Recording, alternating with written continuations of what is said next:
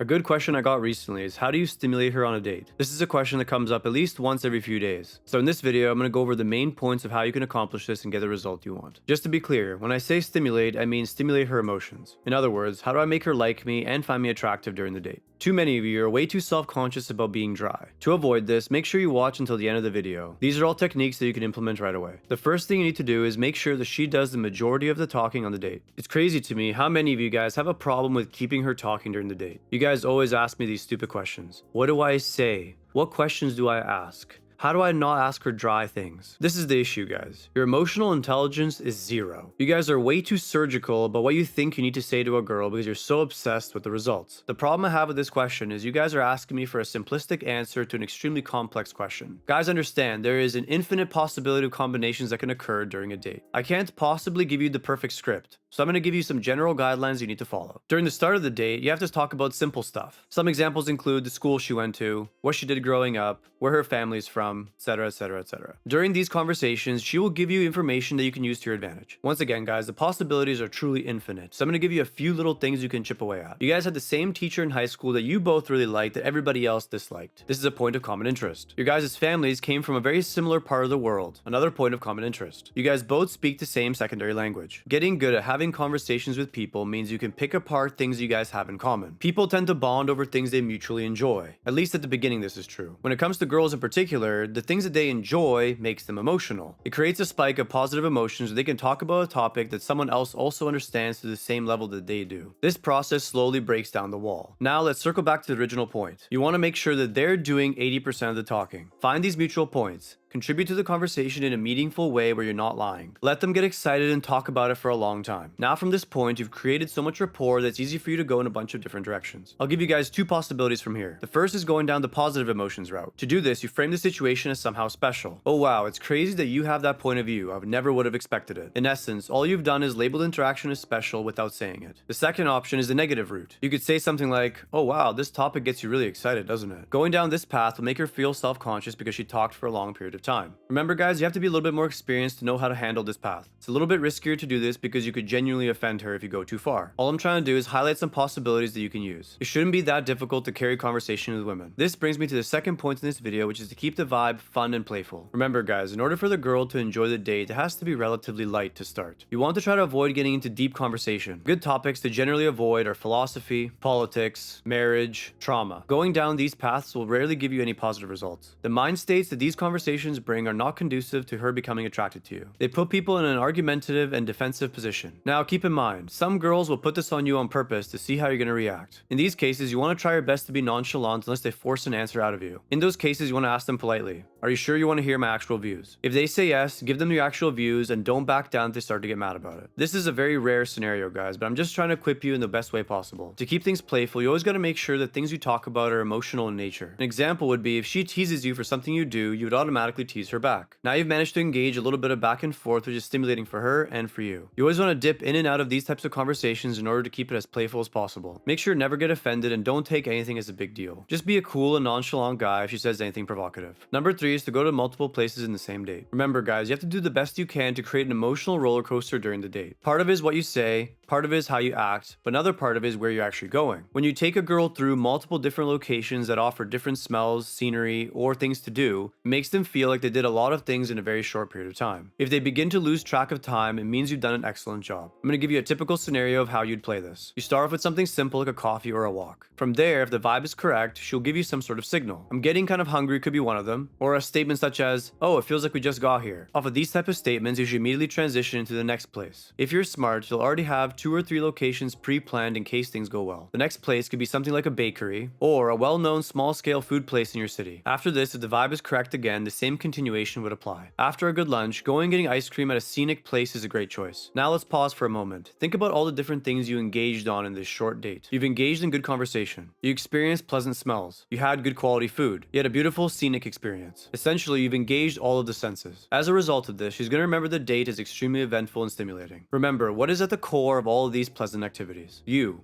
You were there for all of it. You've become attached to all those positive experiences. With this in mind, she'll definitely want to see you again. That wraps up this video, guys. If you like what you saw, like and subscribe. Don't forget to join Patreon for the exclusive content that only the best guys have access to. An extended version of this video will be available there. Don't forget to leave me a comment for any other video ideas you'd like to see from me. I'll see you guys next time.